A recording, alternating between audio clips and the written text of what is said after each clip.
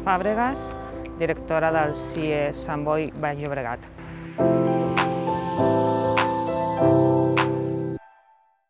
El CIE és el Servei d'Intervenció Especialitzada en Violència, que fa part de la xarxa de serveis d'atenció i recuperació a les dones que han patit violències masclistes, i dins dels eixos que contempla la llei catalana estaríem al final, no? Estaríem el que és la detecció, la prevenció, l'atenció i la recuperació. El CIE seria el servei de recuperació de dones, joves, adolescents, fills i filles d'aquestes dones que han patit violència. El CIE és un servei que el que pretén és facilitar l'accés de totes les dones.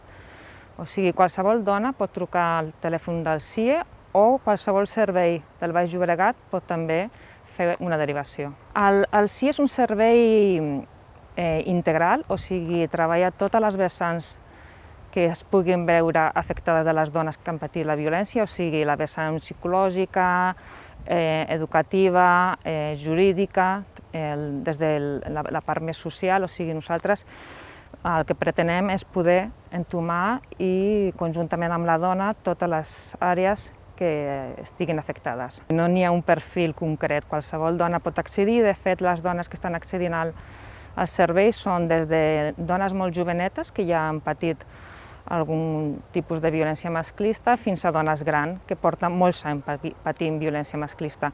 I quan parlem de violència masclista estem parlant de tots els tipus de violència masclista que estan contemplades a la llei, no només la violència en l'àmbit de la parella, sinó qualsevol de les violències, siguin violències digitals, agressions sexuals, fins i tot la violència institucional hauria de ser entomada des d'un servei d'intervenció especialitzada. Som 9 professionals, són 2 psicòlogues d'adultes, una psicòloga del programa infantojuvenil, perquè nosaltres també atenem els nens i nenes que es puguin veure afectades per la violència.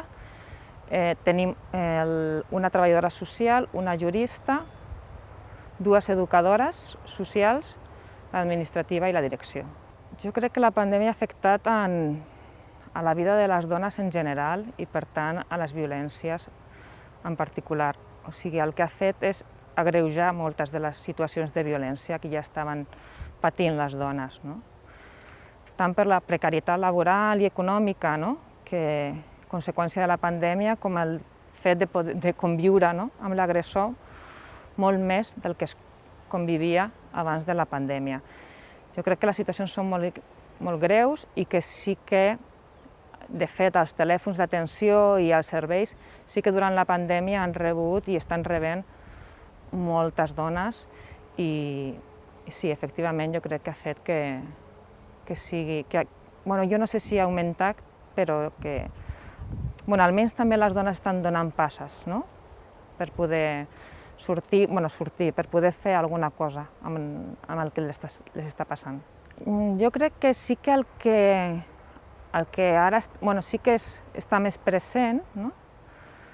Fins i tot als mitjans de comunicació. Jo crec que el que sí que està passant és que les dones en aquest moment sí que comencen a reconèixer o comencen a pensar que el que les està passant no és culpa seva, no?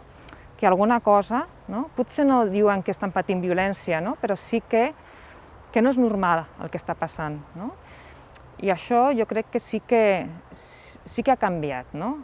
Abans tot es normalitzava, no? La violència, o sigui, era part del fet de ser dona, no? O sigui, però ara sí que jo crec, i les dones més jovenetes que sí que estan començant a mirar-se i a dir que això que està passant, això em fa mal.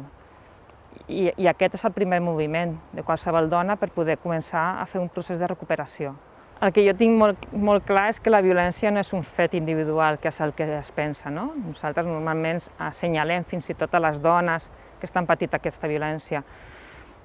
És un fet estructural, o sigui, és un fet que passa per canvis a la societat, des de la petita infància. Realment jo crec que sí que es parla de coeducació, no? I s'hauria de començar per allà. Per això jo crec que realment, quan dic que nosaltres estem al final d'aquesta intervenció, és perquè si no es canvia el rol de les dones i no es canvia els estereotips de gènere, malament anirem, no? O sigui que realment és un canvi de la societat. I també hem de deixar de culpabilitzar les dones. Les dones no són culpables. Les dones reben la violència, però no són les culpables.